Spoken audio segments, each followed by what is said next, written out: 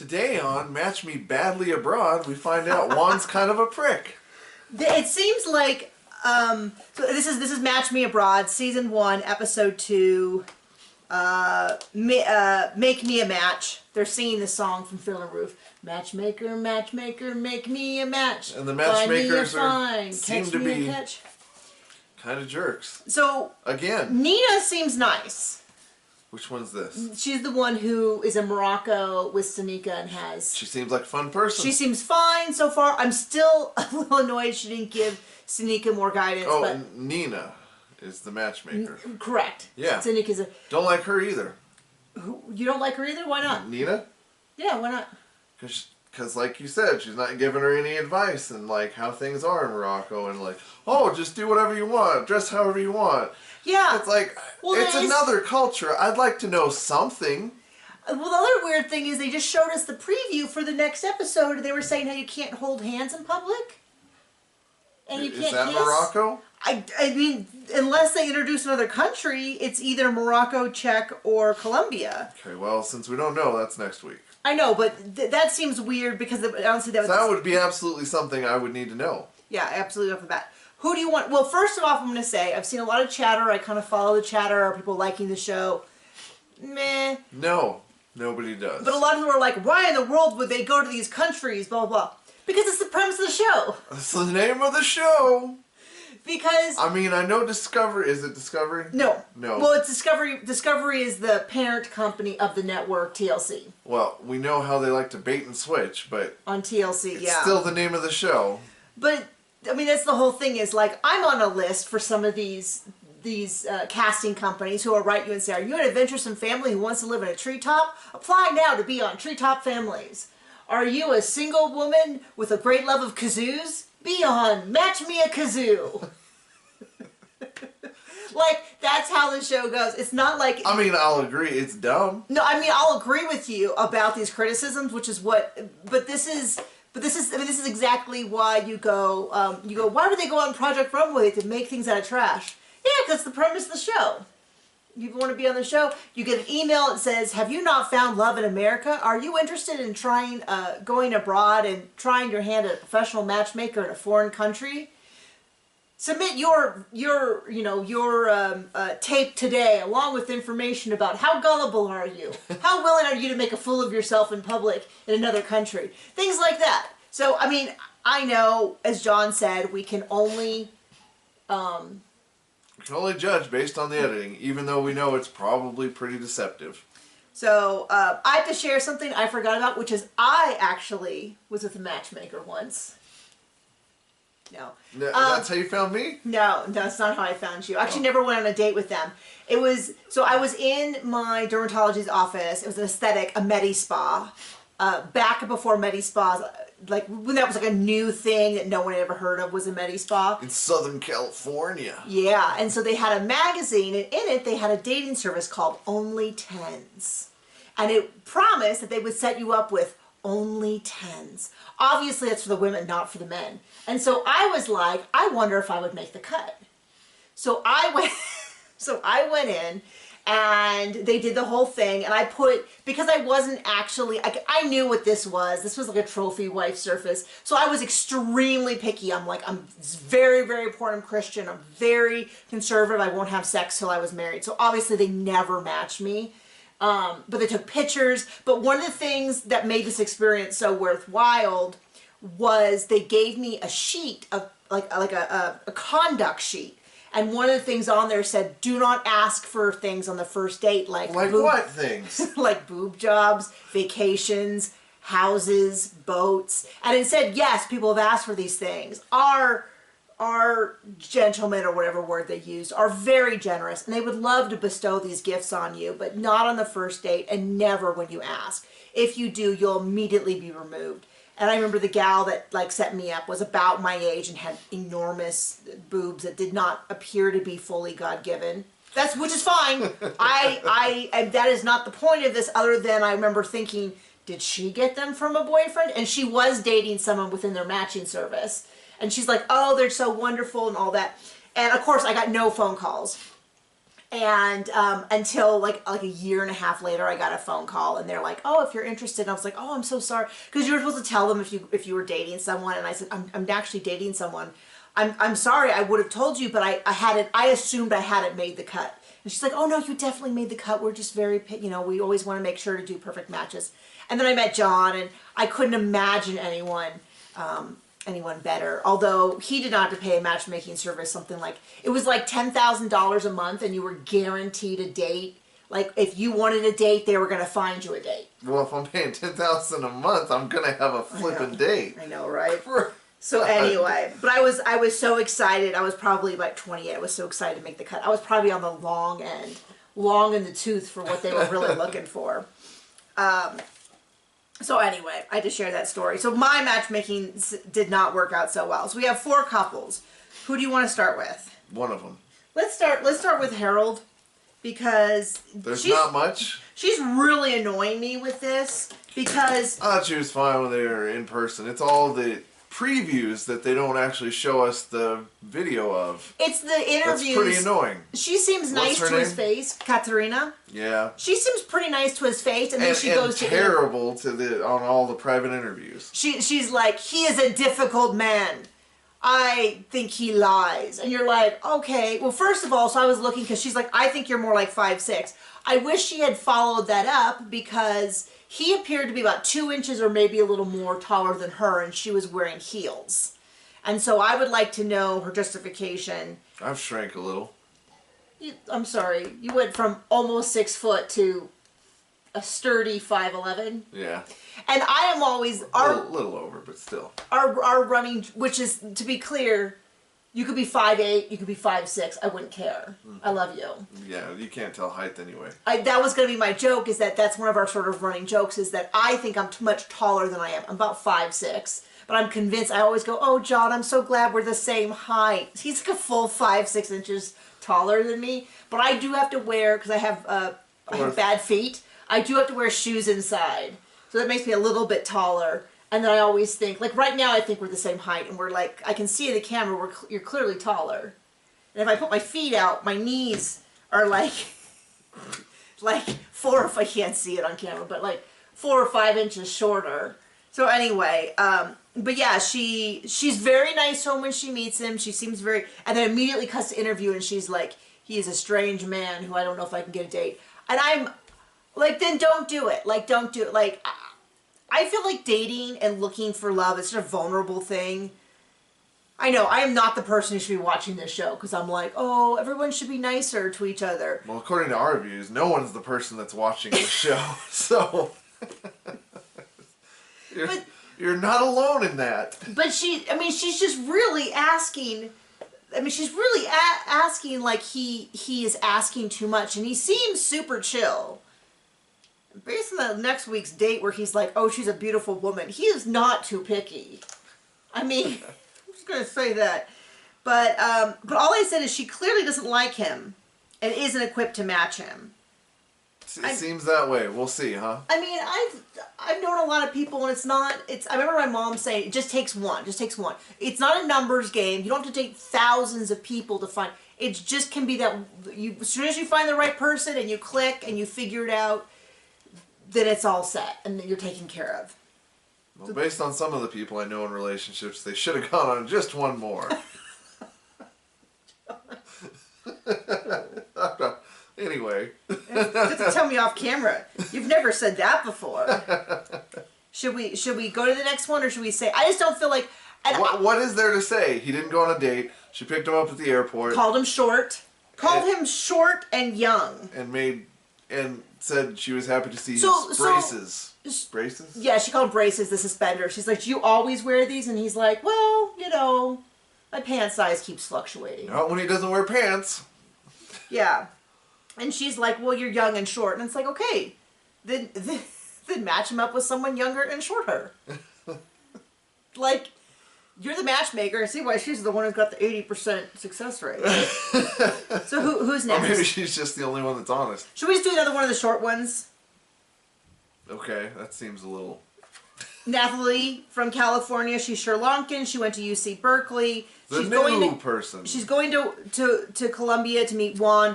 they introduce Even though her. her mother really wants to set her up with someone from their own community. Yeah, so the deal is that in her culture, she I have to tell you, if you're not, we're not experts on this, but having grown up in Southern California, I'm an expert on everything. I don't care. Well, I've seen a lot of people online being like, "Oh, I can't believe she wants to go to clubs and it's from a really traditional thing." We grew up with a lot of those people. Like that was not uncommon in Southern California. When we grew up, there was a very large Southeast Asian, mostly Half of Indian. the graduating class last name was Patel. Yeah, quite a few. I mean, not quite, but pretty much. I remember one of my strongest memories is I had a dear friend named Pooja who we were in classes all together, and I remember one time her saying that she hates her name because it's so common, which was of course funny to me because she's the only Pooja to this day that I have ever met. But she's like, oh, just everyone's named Pooja. But they were all like into hip hop and they'd go dancing and stuff. But they also came from pretty conservative families, and we were all like in all of the honors classes together, and we all studied together, and we're on the academic stuff, and many of us went to the UC system.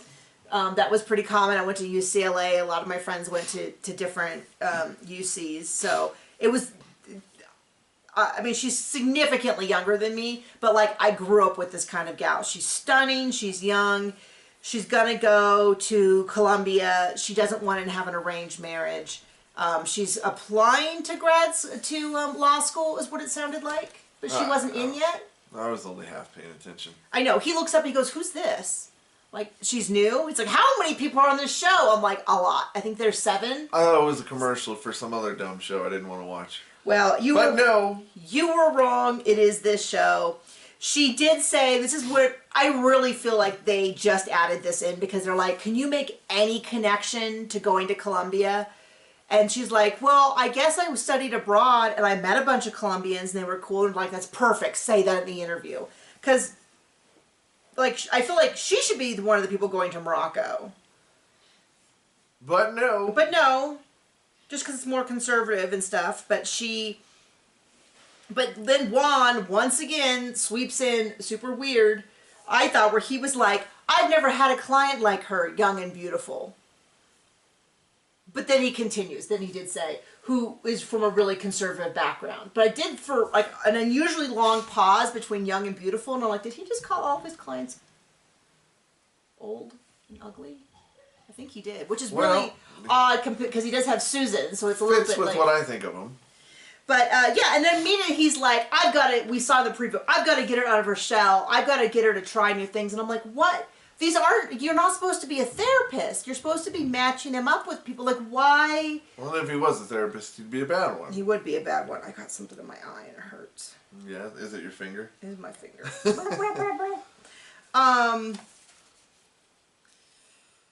I don't know. I guess we're just running through these. Okay, let's go to Nina and Senika in Morocco. Remember, Senika is 32. She's from Mississippi. Oh, okay. This one. She is there. She has never dated. She's never dated, but now it's become like she's never even been on a date.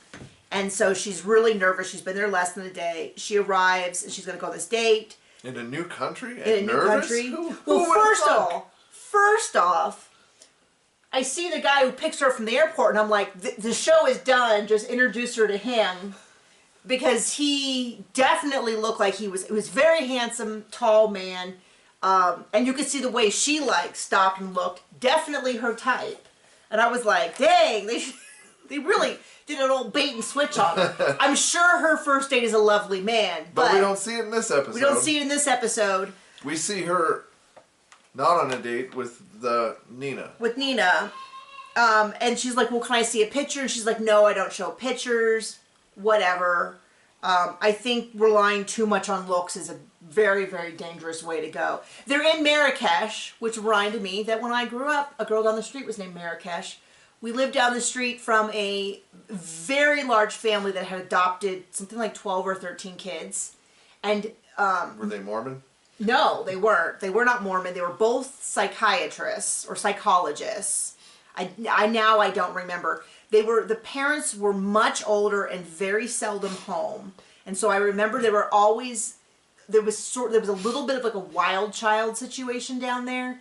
They were 4 of them were in. 2 of them were in my grade. 2 of them were a year older, and 1 was a year younger. And so I hung out with them a lot when I was in junior high because we were all.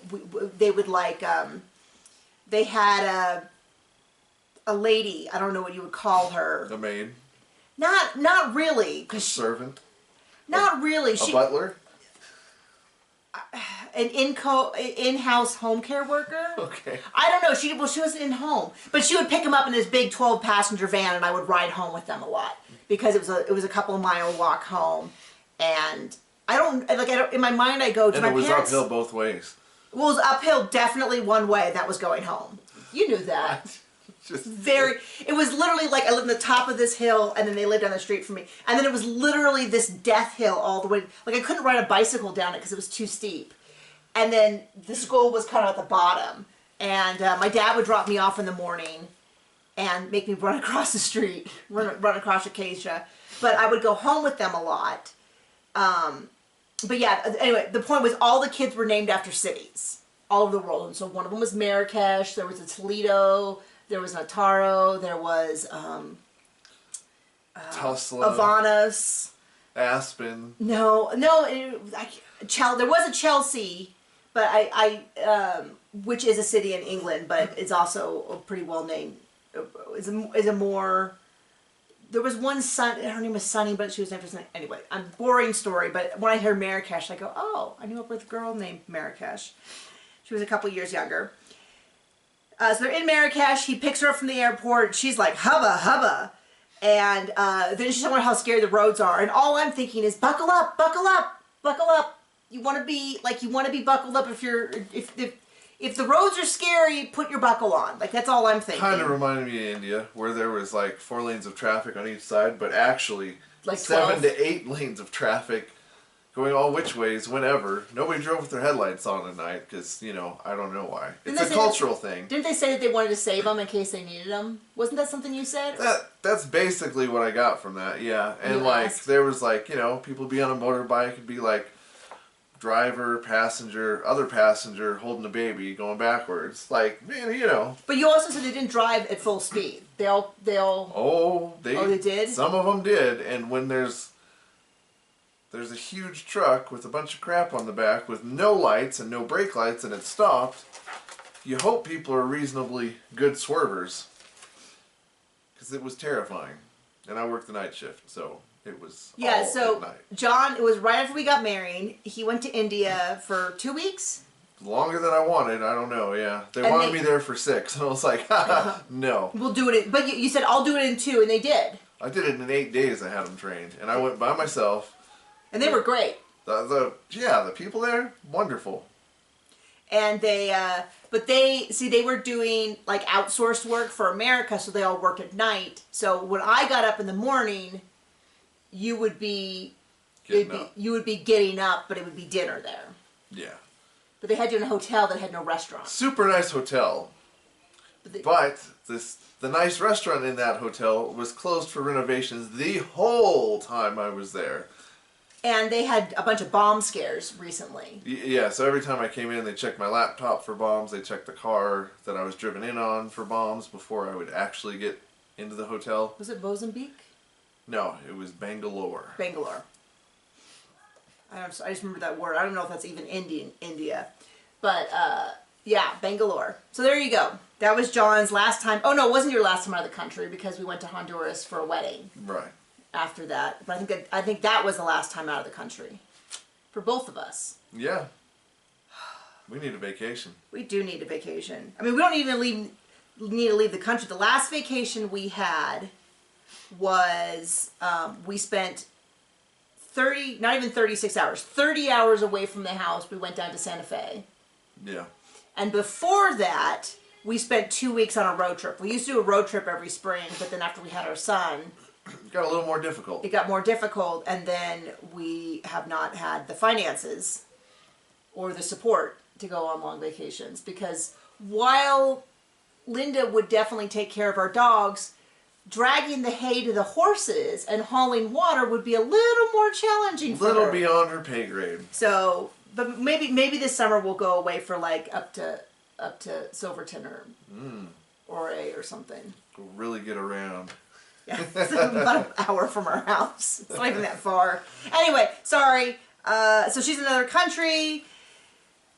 They're gonna set up on a date. He's 41 tall, a tour guide, and which of course my first thought was like, oh, what a great, like that's a job that can travel. Didn't they say something like he spent years studying American culture? It's like, okay, well, what American culture? Like Texas, Louisiana, Alabama, and he wants Florida, to move to America, California. Like, there's a lot of culture out here. And he wants to move to America, so he's the perfect match. And so, on one hand, it's like wants to move to America does sound like someone who's hunting for a green card. On the other hand, what else do you expect if you go to another country?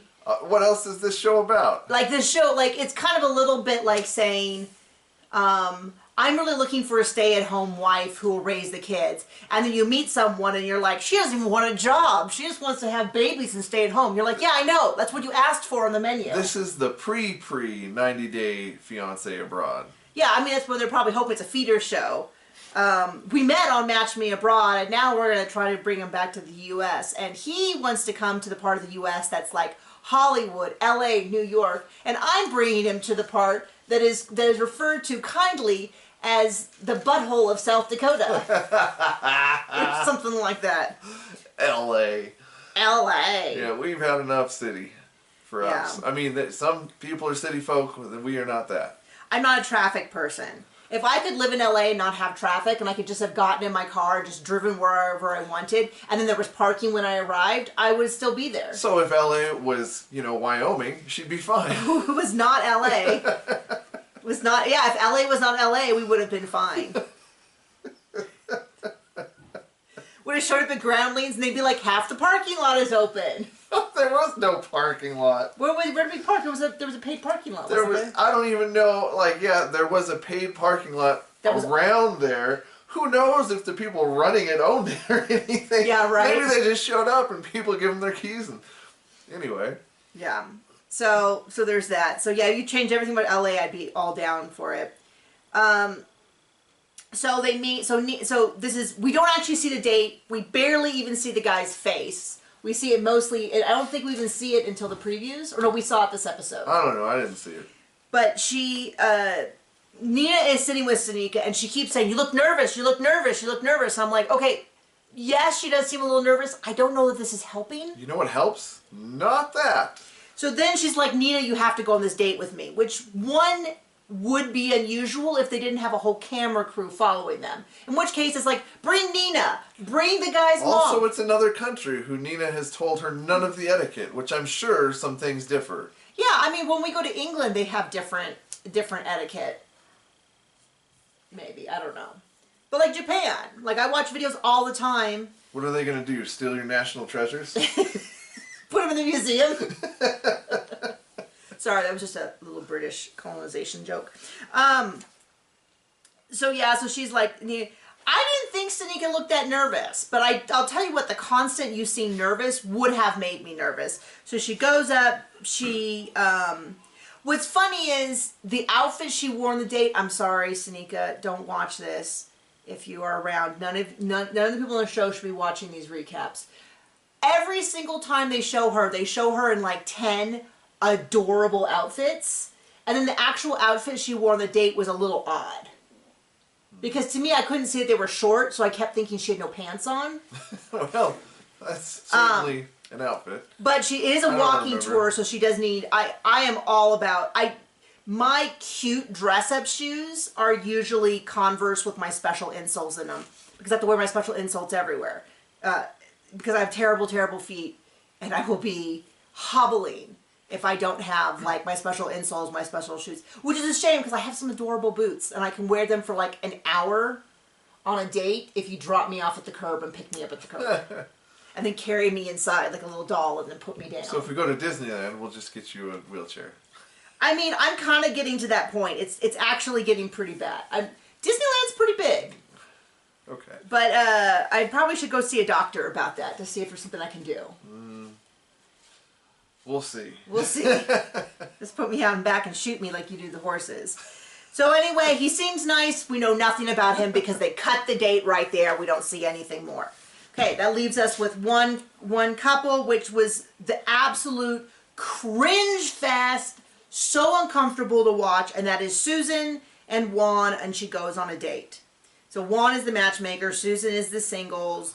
What's the name of the guy who Miguel doesn't let her talk? All he cares about is talking about himself. Doesn't ask any questions about her. He does ask about her. Interrupts all the time. Does seem to interrupt the answer. What did he ask? What was one question he asked? So tell me, what do you do?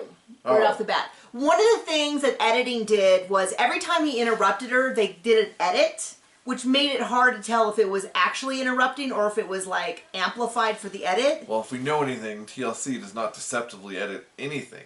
They deceptively edit everything. So it starts off with her asking the hotel for wine, which I'm a little bit, wine's cool and all, but I'm also kind of like, that's her highest priority right now. So far, based on what we've seen in the show. To be fair, she brought her dog. So I don't think her priorities are quite... Oh, okay. I was like, is this in line with, I don't know, reality? I was like, is this a pro or anti-argument? I don't know where you're going with this. Well, I love my dogs. They're not coming with me to another country. Well, I just would be worried about my dog's safety. To find love. Not to say that Colombia is necessarily unsafe, as it is, dogs can't, go to the embassy if they get lost. No, didn't they say they're in Medellin? Yeah. I only know one thing about that. The cartel. The Medellin cartel. I don't know. Doesn't strike me as the safest place on earth, but it did look lovely. When I was about in 5th grade, my parents went on a cruise. My family went on a cruise. This will not surprise you. The last minute, my dad said he didn't want to go. And so my sister, Kim, went instead. Hi, Kim, if you're watching. I don't remember a lot about it because I was just young enough to where I have only a few memories. I do remember us almost missing the boat coming back, which is the least surprising. Not with your family. I know. But now, I remember the time I was like, why didn't Dad want to travel? Now that I'm older, I understand why my dad did not want to travel with my family. Yeah. I don't want to travel with my family because over time, the family has diverged in two directions, which is like... laissez-faire. And whatever will be. And then those of us who are like, can we get to the airport maybe earlier than that? Earlier than missing a flight, for sure? Yeah. I don't want to be ridiculous, but could we check in before the airport closes? So one half of the family has gone that direction to where, I don't miss things that are important. We'll be late for things like, oh, when do you want to eat? Well, I was thinking maybe we'd head out 11:30. Oh, you mean late for things that we don't have a set time for? Yeah, or that... John, I will say one thing, which is John likes to get to church earlier than I do. I like to get there kind of late because... I like seats for my butt. Okay. I like to be there a little later because we keep at our church, our son... This did not used to be the case. I have a big beef about this, which is they were like, it would be so nice if the kids stayed in church at the beginning so we could all worship together. And maybe nobody else has a neurodivergent child, but we do. And keeping him contained is probably the worst 30 minutes of my week. At this point, I'm like, go, son. If you just want to run around and trip old people, not my policy. To be clear, he has never tripped an old person. Let's just be clear. But I am like, let's just get there just early enough to get our seats, to sit down, to hopefully talk to him about how appropriate to be quiet in certain places, even though they're incredibly boring and provide nothing for him of interest because he can't read the screen. They never play the same song more than once, so I don't know the words to any of the songs they're playing, let alone my young son. They have a huge repertoire. And they are definitely not repeaters. Yeah, literally, we've been going to this church since we arrived 5 years ago, and I'm like, you'd think I know some of these songs by now, but in any given week, I only know about one. And I'm like, we are lifelong church attenders. How can we not know this many songs? And I swear, some of them, it's not even like, oh, I don't remember this song. I swear they made it up this week and played it. Anyway, In contrast, John would we literally arrived at church 2 weeks ago, 45 minutes early. That is not the truth. And I said 4 to 5 minutes early. no, it was at least 30 minutes. I'll accept 35 minutes as an option. So early, I was like, are we going to drive around the parking lot? They haven't even unlocked the church yet. I don't think the ushers will be there. And we ended up going to brunch instead because we were already unraveling a little bit. Was that? So we had brunch instead. Yeah. And I asked him if they had fries, and he said, no, we don't have fries. And he goes, we do have home fries. I can see why. He goes, oh, wait, I understand why you asked about the fries. They're home fries. They're not actual, deep, they're pan, anyway. They're potatoes. But you think you would have made the connection a little faster, but he was a really nice guy, and we had the same shirt. We had the same shirt on at the same time, but he was wearing a shirt that I own. It's the one that says, that's what, and then it says she underneath it, so that's what she said. I'm sorry, anyway, I don't know where we went. Oh, we went on a cruise once. Did you? Sorry, we have really gone off the rails with this one.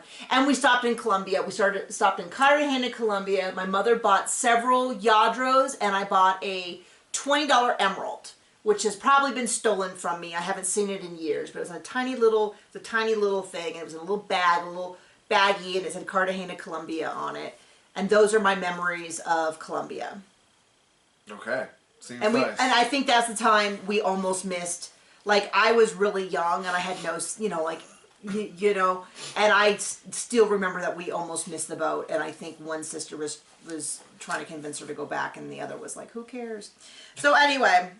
Seems about right. Seems about right. So we cut back to Susan. She's going on this first date. His name's Miguel. He's a mechanical engineer. He's 43. Now, I have an issue with both Juan and Susan in this. Susan seems like a lovely person. Her priority list seems to be heavily, heavily skewed towards, does he have hair? And he needs to have a really good job. And then Juan, and I'm like, I kind of feel like I understand wanting him to have a job and not be a freeloader, but maybe I will tell you is that most times when you meet people who have only one of you can be the power in the couple. You can be you're a puzzle piece. And so if you want him to be, gosh. What are you saying? I don't think you know. I'm trying to say it. If she wants him to be focused on her, and that be his first priority, which it kind of sounds like he does, he's going to have to probably have a lower pressure job in order to be focused on her. Or for the dynamics of our relationship, he can't have any job because somebody needs to get stuff done that's not work. And you get all the work done. I get all the work done. That is the way our relationship has shifted and changed over the years. And as I have moved up in my career, John has moved out. has found more of his time focused on maintaining my needs. Is that a fair way of saying it? Man, you really threw me under the bus here. No, but my boss, when I've talked before, I do a lot of coaching, productivity coaching and stuff. And we always joke with her that what she needs is a wife. She needs to find a dude who just wants to be the wife role and wants to just take care of her life and handle everything for her and also keep the weirdos away from her because she gets a lot of hanger on and all that. But prepare the healthy meals, take care of all the housing stuff, organize the household. She needs what we would traditionally refer to as a wife, which is kind of what John is for me. Except I don't ignore him like many husbands do their wives, and we split all the housework. I'm waiting for you to argue with that. I know you want to say something snarky about the dishes. She doesn't know where the dishwasher is. I am very happy. She wouldn't know if we didn't have a dishwasher. But who fixes the dishwasher when it's broken? I pull out the glass. He did pull the glass. Who did the little... No one cares. But I did stuff. But I do all the laundry. I do most of the vacuuming. We should start our next video with how that's held up. Yeah, I know. It has not held up very well. I get all the cars in to fix whatever's wrong with them when there's something You get wrong. water for the horses. Take our son to school and pick him up. And mom to the doctors. Thinking of leaving her sometime, but we'll see. His mom, he takes his mom to the doctors quite a bit. They do all the grocery shopping. I don't think people care about this, but then I also resent Juan. I don't think people care about this. So the show. I have a problem The show. with... You have a lot of problems. Let's talk about them. With Susan's highest priority being looks and that he makes a lot of money. Hair. Hair specifically. Hair, looks, money. That being her priority list. But then Juan comes in and he's like, she's really, really, really picky. But then he starts naming off things that I don't consider to be that picky. He does say hair, which I'm like, okay, I agree with you there. But then he's like, kind, funny, charismatic. Who has a list like this? And I was like, okay. What was the other? Malleable. Okay, that one, malleable. Seems like an odd word to use. It is not. Easily influenced. Controlled? like what are you going for there? I'm like, did she mean open-minded? like that might be a good one. Malleable definitely seems like, but then I'm like annoyed with him because it seems like if he should be talking to her about anything, he should be talking about like a personality match. And I feel like, so the date with Miguel did not go well. I felt like she was really tough on him. They're clearly not a match. I don't necessarily, I get really, really defensive around when they start trashing people who talk too much. Because some of us, I'm not saying who, but some of us talk a lot and don't always, like they get excited when they talk over people and it's a mistake. And it felt like for me, one time he accidentally talked over her and she instantly was like, and then she had this really stanky attitude the rest of the time. They certainly made it look like he talked over her a lot. I don't know. I wasn't there in the situation. But it felt like she checked out a split second after she showed up. And then I feel like the appropriate response is, maybe this is why you want to try to match off of personality first, as opposed to looks and... Seems like, and we don't know, we've only watched... What, is this the second episode? Yes. Of this horrible show? We've only watched 2 episodes, but it seems like Juan just wants to get people out of their comfort zone. And it's like... Well, it feels like he wants to punish them. Like, he doesn't like these women. That doesn't seem like a matchmaker. That just seems like a jerk. It definitely feels like like he would say, these women are too uppity. Let's knock them down a peg. Is definitely the vibe I'm getting from him. But that does not mean that I'm 100% on Susan's side, because it also felt like she wasn't even... polite. Now, maybe he was interrupting her a billion times more than we saw, and she had genuine, but it felt like it felt like right off the bat, she sat down and she was a little standoffish, and then it got progressively worse, and then she was kind of rude and cagey about it. Like when he says about the 1950s in space, and she cut him off and says, what does it do with anything? He's like, well, hold on, I'm getting to it. It felt like her response was, I'm going to be just as rude as I feel like you're being, which then goes, well, then you both were terrible dates. I don't know. I found it wildly uncomfortable to watch. And then he did order the steak and then ordered for her. But then she's like, I can't believe he ordered a steak. And then I thought, well, yeah, he thought it was a date. So he ordered a steak. Well done is not really a standout thing. But well done is not a steak. But then I'm also like, why do people... It's just burnt meat. But why do people care so much about how other people eat their food? And it bothers me. Well, when you've been a cattleman for so many years, it bothers us. What's everybody else's excuse for why they care so much? Who cares if I have pineapple on my pizza? We like it. Get over yourself. Sorry. Because it's good and other people are wrong. It is. It is. It's pepper. I don't like ham, but I like pepperoni and pineapple, and it is good. We do it with jalapenos and onions. That's how we've eaten it for 10 years. That long? Wow. Well, yeah, probably longer. Probably longer. It's been our pizza order for a long time. Anyway, so she goes to the bathroom. It seems like she hides out for a considerable amount of time, because when she comes back, the food arrives, and then it rains, and and then she does, at least when she says she's not interested in a second date, she is upfront with it. Yeah. Gotta give her respect for that. None of that dodging out or anything. She just was like, I don't feel like it's a love connection.